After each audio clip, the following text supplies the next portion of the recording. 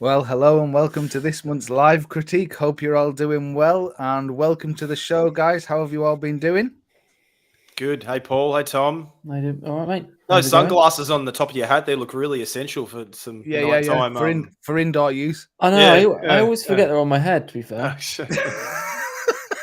I'm normally going, "Where's my sunglasses?" There you Oh, go. on my head. Yeah, on your head. Because I look for sunglasses at nighttime too. They're essential. You Well, want to get that glare coming off the ceiling light. It's like, oh my god, where are my sunglasses? My You want me eyes. to get rid of them? I'll get rid of them for you. The trouble is, I've got a bit of a hat fetish. So I've it's noticed. We just have noticed that. Yeah. it's just the hat I picked up off the shelf, and they're already on there. Oh, okay. All right. Yeah, It's got a bit of a habit of leaving the sticker still attached to it as well. Yeah. You got to leave You that get one there. sunburned today, Paul? Did I? I don't know. I've got a bit of pink. Either of that, you got to go and see a liver doctor, mate. One of the two. You know what the problem is? You know what the problem is? Hang on. The porno lights. Bear with. Boom. I'm still pink. He didn't get sunburnt. He lives in the Midlands. Yeah. It was warm today. It was the first sunny day we've had for a while, actually. And because you're a full-time landscape photographer, it's the first time you've been outdoors in 6 weeks, because a full-time landscape photographer spends all their time in front of the computer. Exactly. 97% of my life is I'm an outdoorsman. Yeah, spent staring at a screen. Oh god. No, don't me laugh. I've had a really bad cough today, so have you? Yeah, hence I'm drinking a nice cup of boiling hot tea in 37-degree weather in Rome, as you do, Oh well, that'll help it. No end, eh? Excuse me. There you go. Right. So the theme for this month was what, Tom? Foregrounds in the landscape. No, that's next month. For this month. That's next month. There we go. Patterns and shapes. Sorry. Patterns and shapes. Yeah, that was the one. Or shapes and patterns. Yeah, we had some fantastic images uploaded for this month, so we want to get cracking with those. I just need to make sure I can share my screen. Actually, that'd be handy, wouldn't it? Huh? Otherwise, we might as well just say goodbye to the live. Yeah, just give me 2 seconds. Wow. And there we go. That should be that. Boom. There we go. Oh, right. Okay. So we'll crack off with the first one, which is this one here by Patty Reed Black. And let me bring this up full screen. And there you go. Yeah. So this is the first one that really caught our eyes. What are you thinking, guys? Thomas? Yeah, I like the fact that obviously the subject would suggest that the whole scene. You know what I mean? Like when you said patterns and shapes, you would expect like the shapes or the patterns to spread across the whole scene. Whereas I like the fact that you can see that there's an actual subject inside this frame. It's not spread across the whole. Yeah, so I've taken up the whole frame is what you're getting at, basically. Yeah. So you really are focusing on the scales, and the background's like it's soft enough that it's not too distracting. Yeah. So it works. But yeah, there's so much texture that you don't normally see. Obviously, it's not because it's quite close. You don't. Your eye doesn't normally see it, so there's lots of interesting things to look at that you wouldn't normally see. True. It's not a normal subject, is it? It's not for what the theme of the the photographs were. It's quite different, actually. It's different, so it's nice to see something different. Technically, I like the way, like I said, I like the way that it stands out from the background, is just blend in. Yeah. And there's obviously plenty to see. It's an interesting shot. It's hard to. I find shots it's quite hard to critique because it's so unique. Yeah, and it's simple. Simple. Yeah, I think that's what really works for it. And it's, to be honest, any photograph, it's more about what you can kind of leave out of the image and simplify it for me. It really makes the image stand out. I really like the fact it's gone black and white as well, because I think if this had been in color, I'm not sure it would have worked the same way.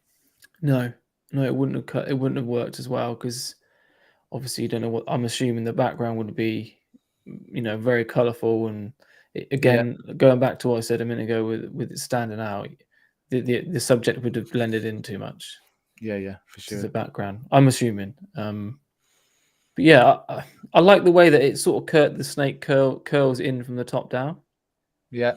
I do like the fact where the head stops, finishes, is sort of pleasing to the eye, the way that it's been composed. Yeah,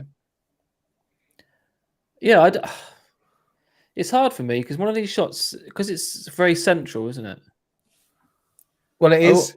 It is, but it's kind of off-centered as well, because I think it's more towards the, maybe if you're looking at it in thirds terms, it's probably what across to the right-hand third where the line would intersect. So it's kind of, it does kind of work really well from that point of view. I wonder Matt, what are your thoughts? Sorry, Tom. I was just going to say, I wonder what it would look like, like going really arty-farty and putting the snake off to the left and having like more of an empty space. But like I said, compositionally, I find these shots quite hard to critique because they're so unique and individual. It's sort of like the rules, as we like you said, the rule of thirds. It does meet them, but they don't always apply to some certain shots, do they? Depends, like more of like a high, like a more of a minimal image. Sometimes the rule of thirds go out the window to a certain degree. Yeah, I mean, from me looking at it from here, my attention goes straight to the head every time. Yeah, so definitely. And is that because you think it's off, like you said, it's off on that more towards that third than in the center? Well, it is, and the fact that it's probably wildlife and it's got an eye, so your eye is immediately attracted to an eye anyway. So that's a good point. Yeah. So Matt, what are your thoughts, mate?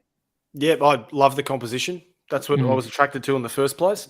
I think that the rule of thirds has been completely respected. The body itself, if you actually look, starts right bang smack in line with the beginning of the second thirds of the frame, and the actual, let's say, the important part of the body and the head go bang smack in the middle of the image. So I think it's respected. The thirds have been respected very well here. I like the way that it's different to everything else because we don't get to see that much wildlife on Outdoor Photography Guide. So to have wildlife on here, and for Paddy to include this image in for shapes and patterns is a very, very smart thing to do. And a snake has got lots of patterns. So great image. I would like to see it in color too. Yeah, it would be interesting to see it in color, wouldn't it? Yeah, it would. So you can kind of compare and contrast. But I think there might be, the foreground and the actual color of the snake could be clashing or might not work together. It might not sit well on the color wheel together. So, we have many colors out there that sometimes just don't sit well together because they don't represent something similar on our color wheel. And so they sort of knock us out of balance, which is what could have happened. But great image. Yeah, it is. Really like it. So, just want to remind you for next month, our theme is going to be foregrounds in the landscape. So, really want to get your images in for that using the hashtag OPG critique and submit them to the Outdoor Photography Guide Facebook group, please. Love to see them for that. And Matt, what are we getting at when we say foregrounds in the landscape? we're not saying intimate shots of foregrounds, actually saying complementing your foregrounds into your landscape. So how would you frame a foreground into your landscape to complement it? So that's what we're referring to. So you might have a beach scene where you're using the sand as your foreground because it has something important in it that complements the rest of the scene. Flowers out in a field in front of a big mountain. A waterfall, the splashing of the water right in front of you going up into a forest. These are examples of, so we want to see compelling foregrounds in a landscape. So many ways of wording it, isn't there? Yeah, definitely. So really looking forward to those. So please start submitting them now. Obviously, we haven't come up with a date exactly for the next live stream, but that doesn't stop you getting your images in now for the next one, because obviously it will be next month. So just start getting them in. And it doesn't matter either how many images you submit, just keep firing them in. and it's more for us to go through and select from. Definitely. More the better, really, eh? Yeah, definitely. Right, going to move on to Josh Manker's Iceland image. And I'll just bring this up full screen again. Mm-hmm. And there we go. Really nice and colourful. Yeah. Again, it's not an obvious. Well, I suppose it is. It's not like a textures, is it? It's more like shapes, I guess. It's more like shapes. using, Yeah. So it's nice to see. I just assumed we'd get more textures. So well, it's it was nice. patterns and shapes, I guess. So so I guess we're kind of leaning more towards the patterns. Yeah. It's nice and soft and ethereal on the eye, isn't it? It is. Yeah, it's nice. And the way that it sort of arcs and curls around. Compositionally, it's all about that sky, isn't it? Really, it's very hard to sort of compose an image, isn't it, in the dark? Excuse me. To find like a compelling scene that complements the sky. Yeah, it is difficult. That's for sure. Unless you've actually been there during the day and you know where you're going to shoot from and use in the foreground, it's pretty difficult. It's very hard, isn't it? These are and I've looked over the images probably more so in the last 5 or 6 years of aurora. Also because up until about 5 or 6 years ago, aurora was actually really hard to shoot because we couldn't get a good enough sensor to shoot at over 1600 without getting a lot of noise, could we? Yeah. So it's sort of it's become a type of photography that's come out sort of more so in the last year. It's like 6 to 8 years. There you go. But before that, it was very difficult. And there was this period where we were seeing a lot of aurora. A lot of people going to Norway and Iceland to take photos of aurora. And one thing that's always stood out to me that I'm not a big fan of with these images of aurora is, number one, the actual landscape itself it's always lacking, and the second one is the incorrect white balance. We've got a certain white balance in the sky, but that is then consistent throughout the rest of the landscape, and it does put your eye off quite a bit because you naturally, when you're out there, you don't have your eye doesn't have a complete white balance. It's not one. We have many white balances. We see shadows as something that's a little bit a little bit cooler. We see highlights that are a bit warmer, and our brain can see them all at once. And with an example of this year, it is a bit dark, so it is hard to tell. But so many of these images, they don't have selective white balances in them. Then again, here it's a bit hard to tell because, the actual landscape itself is quite dark, isn't it?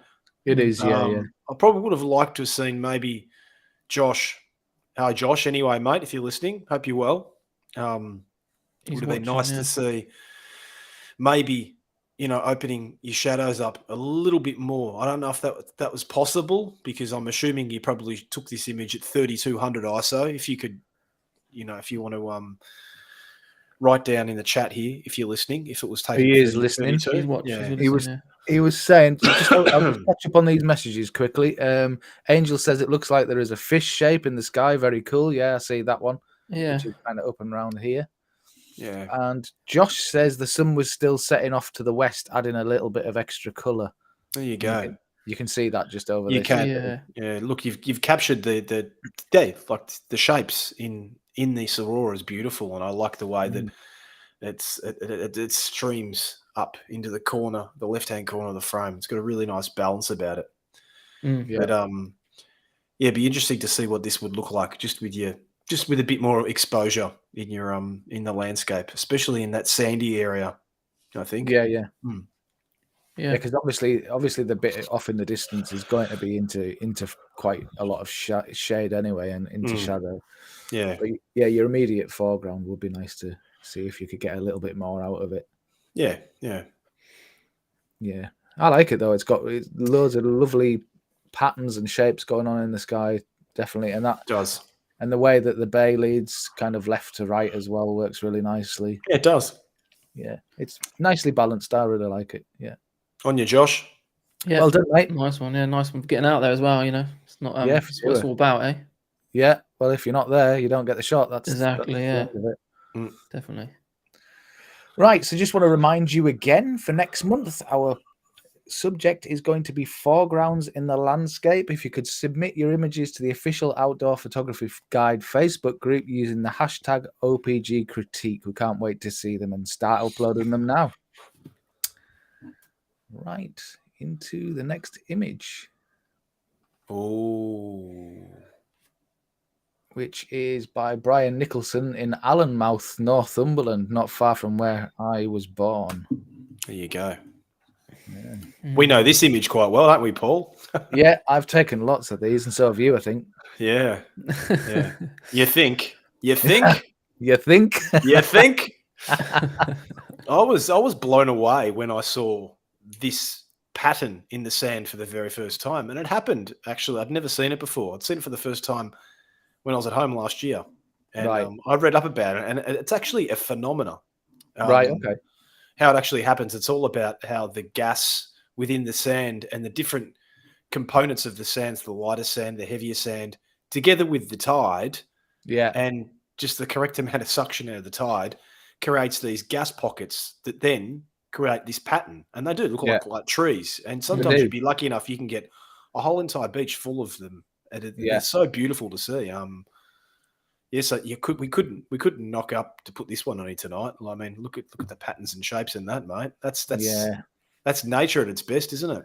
It is, and we photographed quite a lot of these when we went to Harris and Lewis last year because we were getting a lot of these patterns on the beach, and they're amazing. And also, I noticed Adam Gibbs had put one out a long time ago with what they call a sand dollar in it, so it looked like a moon, and then you had all the trees, right, making up the shapes.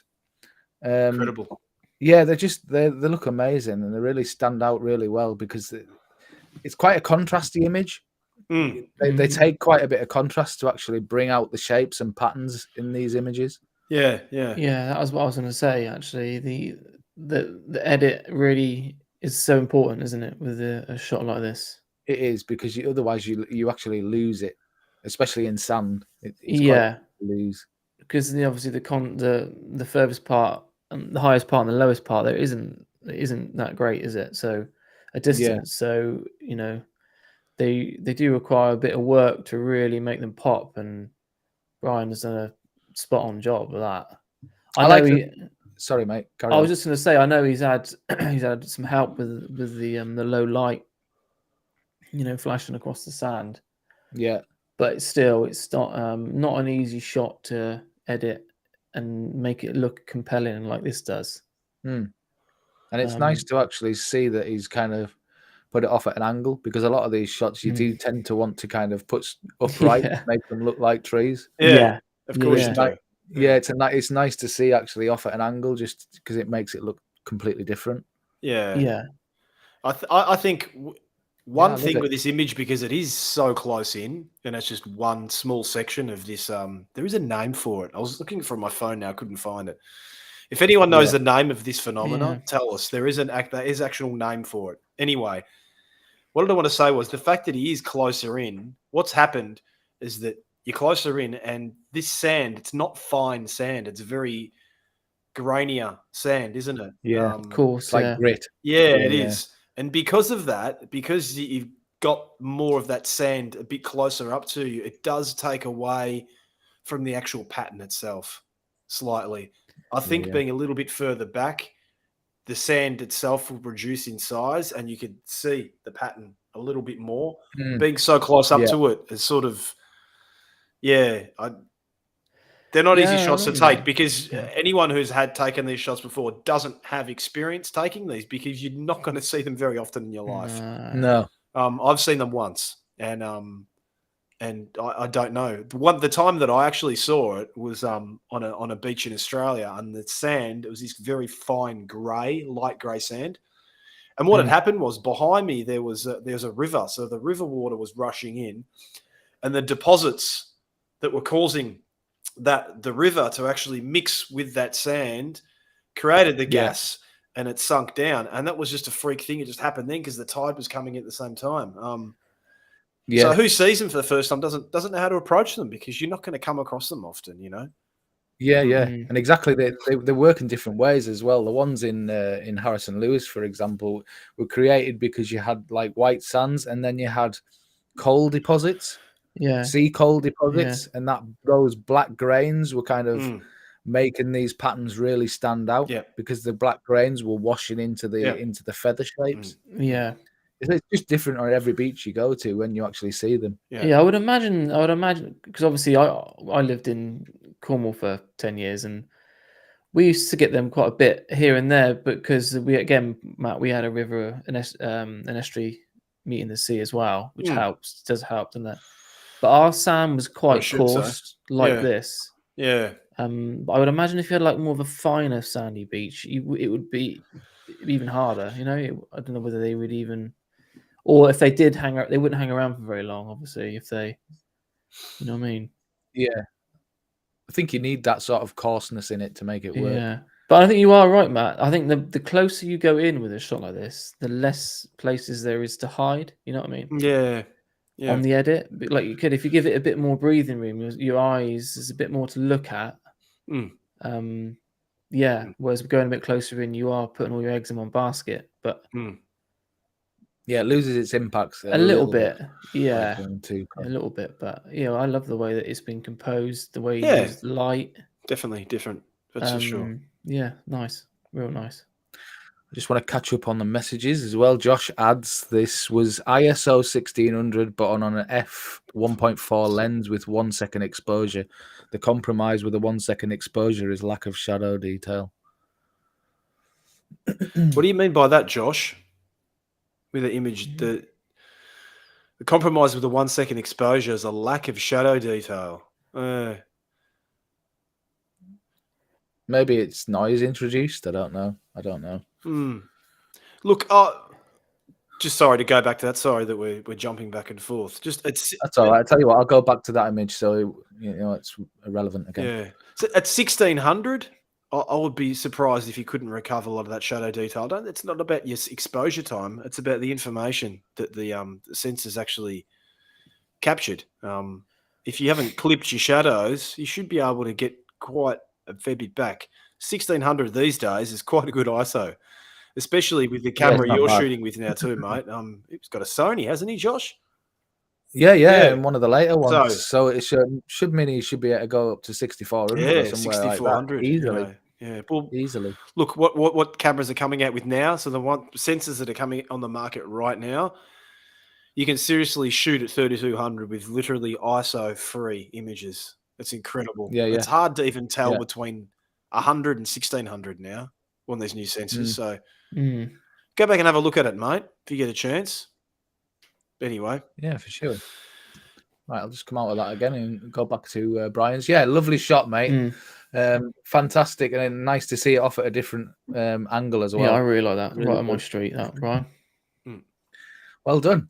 So just want to remind you all again, next month the theme is going to be foregrounds in the landscape. And by that we mean like flowers in the foreground, like Matt said before, like beaches, sand in the foreground, shapes, patterns in the foreground, anything that works as a foreground element in the broader landscape. That's what we're looking for. Yeah. So get your images submitted to the official Outdoor Photography Guide Facebook group using the hashtag OPG critique. One thing I just want to say before we move on to the next one, Brian, I had a look at the images you put in this month. You put in quite a few, and that really nice stuff, mate. Keep it going. You got some great images there. Very diverse images too. We chose this one not because we thought it was the best image, it's because it was good for a discussion. And exactly. Great work, mate. Love your photography. Good stuff. Yeah. And it's lovely to see you putting so much work out there. It's good that you're getting out there and getting it done. Right. Boom. Oh, Guy. Yeah. So this one was Guy Denning in NSW. What's that stand for, South Wales. New South Wales, Australia. There you go. Not bad, huh? I know. That's lovely. So much to like about this. Good photographer, guy. Yeah. He's a good photographer. And, yeah, it's nice. Yeah, if I'm not wrong, I think he took this with a Pentax K1. I could be wrong, but obviously it's the only camera you would stick under a wave. I was just about to say that. I don't know if I'd stick my Sony underneath a waterfall, but no, I wouldn't advise it. Your little wooden cocktail umbrella is not going to help you much in that. No, I wouldn't even show a Sony this weather. What kind of water, mate? It would panic just at the thought of it. Yeah, probably. Yeah, so would my wallet as well. Brilliant, isn't it? But yeah, yeah, it's lovely. It's different as well. I know, it's really... so clever, really. I must admit, you got to applaud him for the bravery, if anything. You know, it's got a Pentax, mate. You don't understand, do you? Like, like if you... he's going to come back and write in the chat rooms. Wasn't a Pentax, it was a Sony. I would absolutely love that if he just said that. Josh has just written up, this has immediate impact. It does. It's bang. It's in your face, isn't it? Yeah. It's so powerful. This is just power, isn't it? Bang. It's right like an explosion going off right in the faces. And spot on exposure. I mean, not spot on exposure, sorry. Spot on composition, like right in the middle. Yeah. Now, one thing I would love to know, Guy, if you're there, if you're not, we'll get onto the group. I want your feedback about this. All right, you're directing the camera up into the sky, aren't you, almost? Mm-hmm. Half of the frame is in the sky. Yeah. Exposure. Yeah. How did you get the details out of the water? Yeah. Yeah, because it's hard because you're exposing basically to keep the detail in the sky behind it. And then, Yeah. I'm really, really interested to know, is that how the raw file came out? Or did you just spend hours in post-production and find out some technique we don't know about? Yeah, because at the end of the day, that's the sunset back there, and it's pretty bright behind there. It's pretty bright, and then you've got water in front of you. Like, water is the worst. It's the worst to expose for, isn't it? It's really difficult. It is. I'd be really interesting to know. So post-production, composition, courage for doing everything you did. It's and creativity. Yeah, it's different. It's original, isn't it? The other thing I thought of as well, right, is this? I'm assuming this is the first one, because you take one of these on the head, and you don't get it. Yeah, you don't get this shot. You know, you're doing it again after you've got the hairdryer out. Yeah.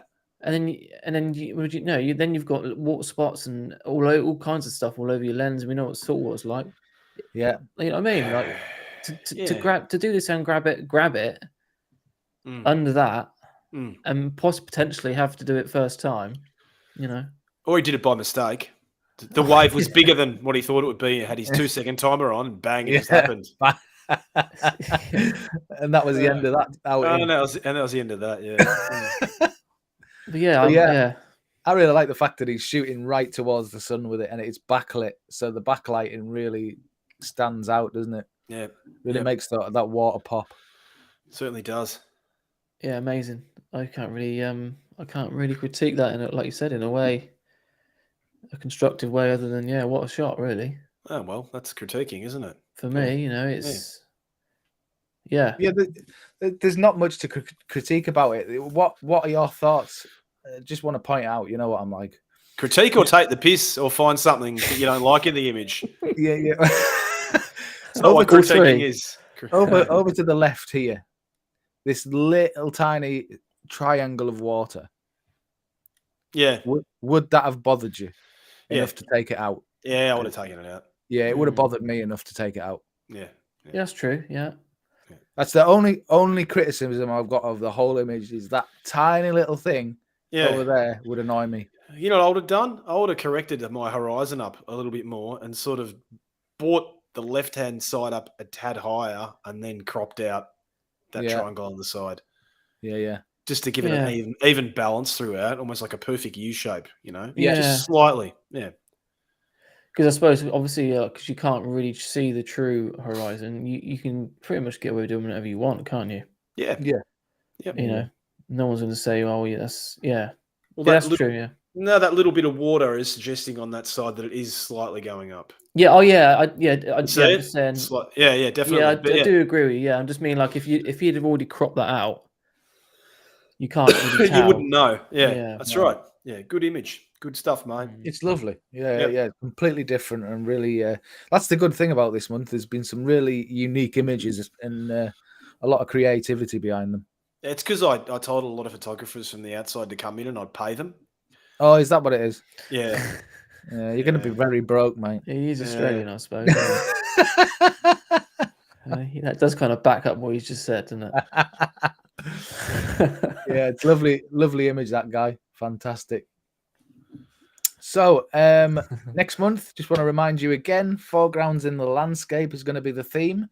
Submit your images to the official Outdoor Photography Facebook group using the hashtag OPG critique.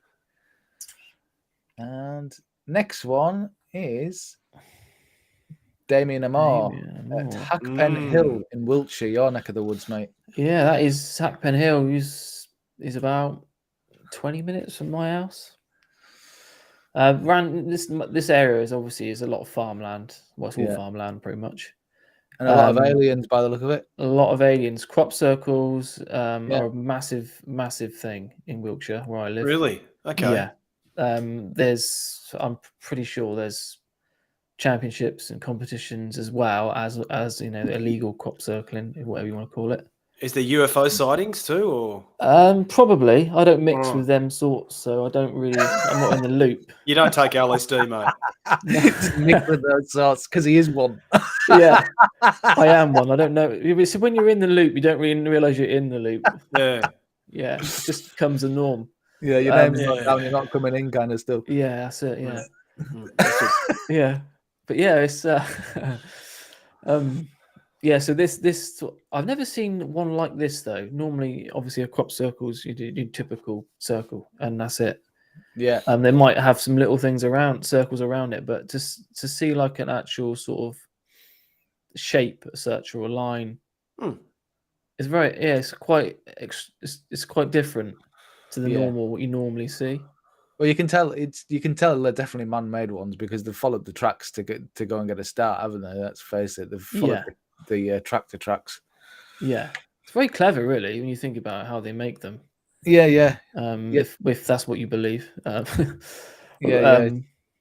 yeah, no, Damon's really been really active at the moment with his drone. I speak to him and see him quite often, and he's loving his drone work at the moment. And I think it shows with his work over the last year. His photography sort of really pushed on, and I think that's just down to getting out. But the drone aerial photography, it really does. It's so impactful, isn't it? Because obviously it's like using a wide angle lens or using a really long lens. You're putting the viewer's eye, you're giving them a scene that's not natural or common to the eye.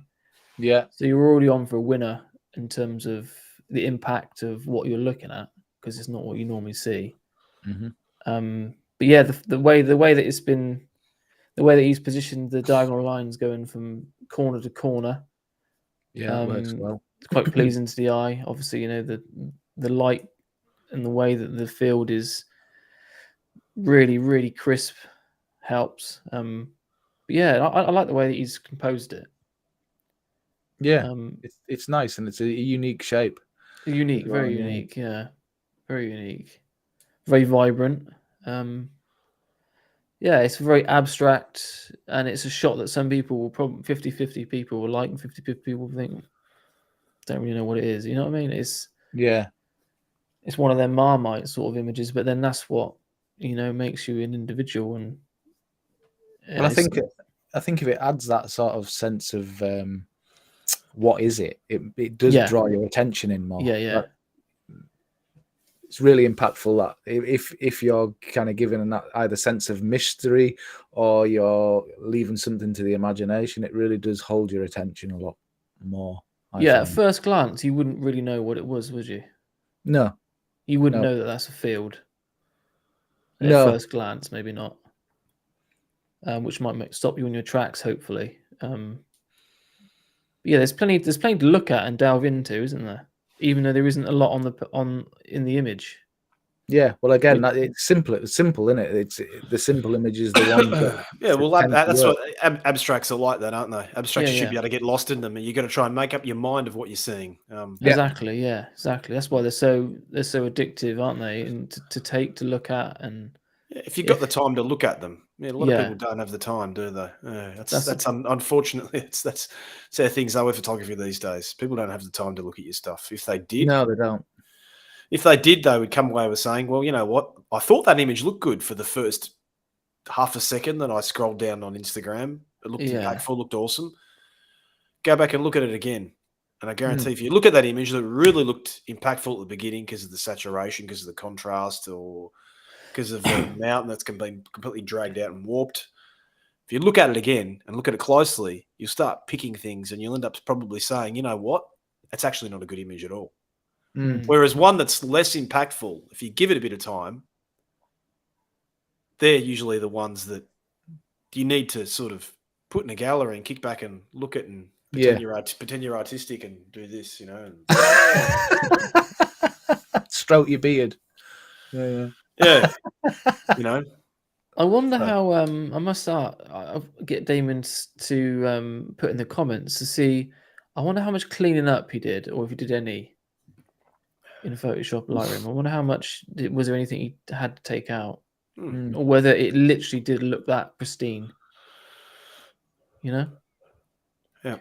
Because it's generally always something, isn't there? Well, generally, yeah. I mean, especially in mine, there's always something that I find that really bugs me. Yeah. It's like that top right-hand corner's bugging me now. Yeah, I know. I've seen that. Yeah, I was looking because it doesn't match the bottom left. Yeah, it's not a big thing at all, and I don't know. It just tiny little details like that just bug me after a while. Yeah, so you compositionally to get the circles in the way he has, he's not going to be able to move up or to get rid of that. It's going to be a remove tool, wasn't it? Yeah, you would have to remove it. You'd have to remove that. Yeah. But yeah. It's interesting. Yeah, I really like it. Different, completely different, because we don't get a whole load of aerial photographs in, so it's nice to see. It is different that way. Yeah, nice one, buddy. I like that. Great work. Right, we're motoring through. We're more than halfway through, guys. Just want to remind you all, next month, Foregrounds in the Landscape. Get your submissions into the official Outdoor Photography Guide Facebook group using the hashtag OPG Critique. Would love to see your images for next month. And as I say, don't hold back on getting them in. Start putting them in now, and then we can start sorting through them for next month. But the more the merrier, really. We want as many as we can possibly can, so we can choose which ones you're going to get the most benefit from, and we can talk about and give you some information on. And if you're going to put up the photo too, don't forget, obviously, to hashtag OPG Critique with the image. Because I've seen a lot of people putting their images up, and I'm sure their intention was to be part of the live, but they didn't put the hashtag in. If you don't put the hashtag in, we don't see it. Yeah, because we're searching by that hashtag. We search by the hashtag. So we type the hashtag inside the Facebook group, and that comes up with all the images that have used the hashtag. That's how we collate the images. And another thing is would be really helpful for next month if people can just give a little brief description of camera settings and a little bit of a story behind, where it was taken. Things like that make a big difference. It's nice to put a story behind an image. It really helps us out as well, because it kind of gives us more of an idea of where it was taken, and so we can help critique you better, basically, as well, if we know the story behind it. For example, we thought we were talking about crop circles right now. This is probably a macro shot of a grape seed. You never know. You never know. Yeah. There you go. Oh, look at this. You're gonna like this. I know. There's another one. That's beastly, isn't it? Steve Stanstein. There you go. There you go, Steve. Yeah. Well done, mate. Yeah. Thanks for putting down that, Steve. Just invited Steve into the group, actually. Bang. He just put that in there for us. Yeah, it's lovely. So it's coming back to the other image from before from Brian, wasn't it? Yeah, Brian Nicholson. Brian. Yeah. So if you can see this Brian a bit further back, I don't know. These patterns in sand can be on a big scale or a small scale too. So it's not necessarily what type of lens you're using. But see the difference that it makes going back a little bit. You haven't got the grainy sand that's fighting up against the patterns. Yeah. And you've got it as a whole big scale. That for me, I would happily print that out and have that on a wall. Yeah. A big print. That is And the thing is with these images as well, just within this one frame, you could probably pull out countless different compositions out of that one frame. Yeah. As separate images. But they'd be like the intentions would be completely different to the viewer, wouldn't they? Because like whereas Brian's shot was, you could instantly tell that it was sand. Yeah. Whereas this is more mysterious because it is sand, but initial glance as you're drawn to them, like Matt said, you're drawn to them patterns more, the more so than what the actual substrate is, you know. Yeah. So there's more. It's not so obvious as to what it is. Do you see, Tom, in this image that there's something maybe in post-production that might have been neglected a little bit in this image? Something in post-production. So I'm not talking about the composition or the you talking about contrast, maybe? No, not so much as contrast, because a lot of people get contrast confused too. I remember about people out there. Contrast basically comes from the word difference, doesn't it? Yeah. Contrast. So the difference when the contrast actually is separating blacks and whites. So the further you separate, the more contrast you have an image. The closer they are together, the flatter they become, and the less contrast we have. It is, to a certain point of view, contrast, but I personally, if I was going to bring this up in post-production, I think that it does lack a little bit of whites. It lacks a little bit of shimmer, a little bit of glare, something to it. And if, sorry, I've got this dry throat. I've been trying to. Anyway, if you're in Rome in August, halfway through August, and it's 37 degrees, don't drink a cup of hot tea. No, it's not a good idea. I've got beads of sweat rolling down my back right now. It's horrible. Definitely whites would help big style, wouldn't it? If I would tend to maybe just increase your whites a little bit in post-production. And then another thing which I'm not a big fan of as much these days, but it would help this just to give it something, is a little bit of autumn. A little bit. Yeah, just to give it atmosphere, a bit of a glow. Yeah, well, I suppose that goes in hand with increasing the whites in the scene, doesn't it, really? No, it doesn't. No, not in this case it doesn't. Because what does autumn do? Autumn actually brings your shadows and your highlights, and it pushes them both to their extremes. Yeah. So it pushes them to the complete opposites, right? But when you do that, you include blur, so lens blur into an image, what happens is when you reduce that huge difference, so you're bleeding your shadows and you're bleeding your highlights beyond what the sensor recognizes them as. So they're actually out of the histogram, right? And you add blur to it.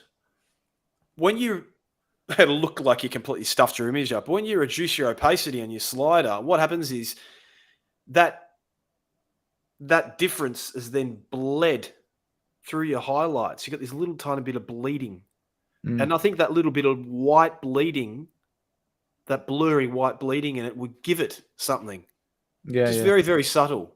Yeah, I totally agree. Yeah, that's kind of what I mean. Like, when you have a bright source or a shimmer, or using a water effect is a good way to sort of soften it.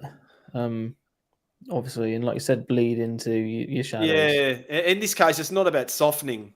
It's not about softening your corners. It's just about helping those whites bleed a little bit. It would just give it a bit of atmosphere, I think. Yeah, but very, very subtle. I'm talking about 6 or 7% opacity. Yeah, because otherwise it looks a little flat. Because you're just staring at two different tones of dark shadows. Yeah. Really, you know, you've got the darks of the actual, you know, the fingers going through the sand, and then you've got the dark sand. So there's nothing actually making it pop. Yeah. Yeah. Yeah. Yeah. It's Awesome nice. shot. Awesome shot. Great. Yeah. Lovely. Absolutely lovely. And again, these patterns just fantastic to shoot. Oh yeah. Yeah. And you can actually find them. It doesn't have to be on the coast. I have seen these patterns in rivers, on banks of rivers where there's one course of water meeting another. You do get them, you know, there as well. So you don't necessarily have to be at the coast to make it work. That's true. Yeah. Yeah. Nice. Lovely work. Again, just want to remind you, foreground in the landscape for next month. Please submit your images to the official Outdoor Photography Guide Facebook group using the hashtag OPG critique. And that's the key there, hashtag OPG critique, so that we can actually find them. Right, on to this one, which is Serge G, which is Waves, he's titled this, and obviously Barley or something like that by the look of it. And this is a lovely shot as well. Got lovely patterns and textures in this. Yeah, there's a lot to look at, a lot pleasing to the eye, but it's the way he's focused it round into the centre is quite important, isn't it? Yeah, because he's almost used the focus like a vignette. Yeah, exactly. Yeah, it's the way that the sort of light hits it, and the way that this soft, like you said, around the outside, you really do get, although there's a lot to look at, you still get drawn towards that centre. And you get your feet. Obviously, you get the feeling because of the movement and the blur with the focus as well. You can get the sort of wind and the breeze. You get a feeling of the weather and the conditions at the time as well. Yeah. I think Tom, that all comes down to one simple thing is that okay, you've got if there was no wind, you'd have all this. Is it grass seed? It's barley. Yeah. Okay, so if you didn't have wind, you would have this barley sitting upright, wouldn't you? Okay, so it'd all be sitting upright. Now, what's happened is the wind has come through. It's quite a big gust of wind. So it's falling down, and you haven't got all of it falling down. So you've got a lot of it moving as it's falling down. Then you've got some that just sort of manages to move a bit less or isn't moving at all. So the ones that aren't moving as much are sharp. So that gives you the pattern in this image. What you're seeing is the waves are the ones that are moving, and the ones that are sharp are the ones that are still or moving less. Yeah. That's what gives it an abstract feel to it. Because if it was just all moving, it would be one big blur, wouldn't it? Yeah. Yeah, well, it would be all. Yeah, you'd. Different. If it was all the same height, it would just be moving in the same way. Yeah. Obviously, he's got down low, and the ones that, depending on what shutter speed, what aperture he's using. But then, like you said, it doesn't necessarily work like that way, because the fall off in focus would be more continuous, wouldn't it?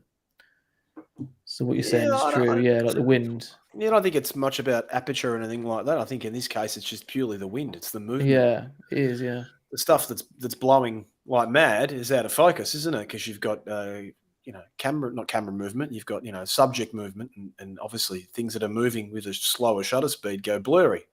Yeah. Ones that don't move as much are less blurry or still, and they're sharp. So it's a good mix of everything, isn't it? Which is that's what makes it attractive. It's a good one to play with. Excuse me. Is wheat or barley fields, actually, because you can use them not only like this as a close-up detail shot, but they're actually, you can use that motion in wide landscape shots as well. Yeah, backlit stuff. Yeah, to add motion to the bottom of an image, or you can use it in the same way as you would water. Basically, it's just to add that sense of motion. Use it in the foreground for a landscape, for example. It could well be. That's exactly there you go. Hint. Yes. Yeah. That kind of thing works really well, and I've taken images myself using that. Anything that moves in a foreground of an image, you can use in the same way as water, and use your shutter speed to kind of give it a creative look about your image. It's all about experimentation, really. Josh says, imagine this shot with a little bird or field mouse hanging on for dear life on the end of a stalk. Yeah, that would look amazing. There you go. Yeah. Yeah. Yeah, it would look amazing. Lovely shot. Lovely shot. It is nice because one thing I was like you said, Matt, is when you blow this image up, you can see the sort of stalks that go down in past the surface. You can see they are sharper, obviously, than the higher it goes up, which adds interest, isn't it, as well? Yep. Because you're almost like looking through the image. You sort of notice things more the more you look at it, which is a sign of a impelling shot for me. It is indeed. Right, so we've got 10 minutes left, so best crack on with this next image, which is Cracked Earth by Colin McDonald. Well done, Colin. You're another one that submits all the time, mate. Yeah, well good done. on you, mate. Jeez. It's pretty bloody dry, isn't it, huh? Yeah, that's just a little bit dry, I would say. Yeah. Yeah, wow. And you get these sorts of patterns in the salt as well, in places like Death Valley and what have you, don't you? It's the same sort of patterns. Yeah. You get. They're quite hard to shoot, aren't they? You know. I've never seen them before. No, it's we don't. It's never hot enough for you to do it. No, it's not. Same here. No, it's never hot enough. Definitely not. I wouldn't even know where to even give yourself a slight chance in that where I live to get something like this. No. You struggle, but I guess it's difficult to shoot because it's picking out patterns that are going to work within the frame. Yeah, you're picking out patterns, but you've got to be careful that you're not giving the impression you've just took a picture of them. You know what I mean? Yeah. That there's like a shot, like a subject or a certain repetition or like symmetry, whether that's color or shape, which is what obviously this has. It has, and then the colors it's very even. Like it's quite flat in terms of color. The pattern is very symmetrical, and the color is very symmetrical from left to right. So you don't really. Do you get drawn to one particular spot? No, I don't think so. No. It's quite well balanced out throughout, isn't it? Yeah. Paul, would you mind doing me a favor, mate? Could you bring that up? You're in Lightroom, aren't you? Yeah. If you just bring it up into if you just show us in Lightroom for a minute, just go to your white balance and cool it down.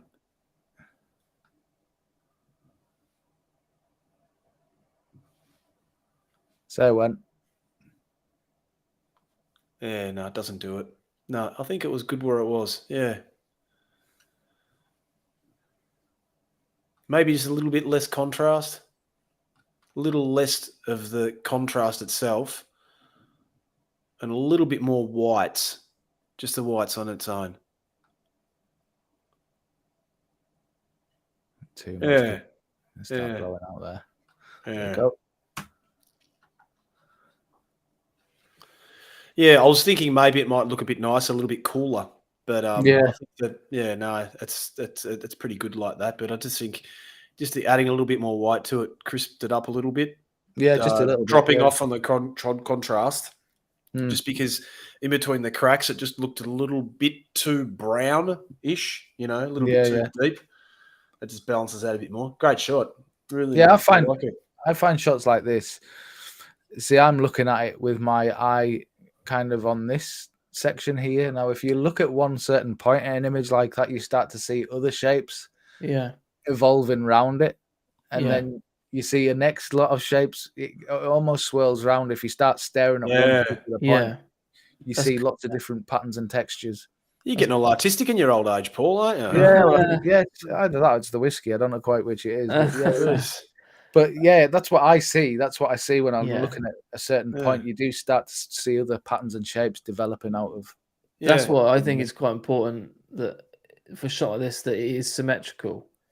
if you haven't got a real focus, because then you do what you just said, don't you, Paul? You look, you move around the scene, and there's nothing really that's dominant. So you just go round and round and yeah, round. you can have a sense of continuity, don't you? Continuity, yeah.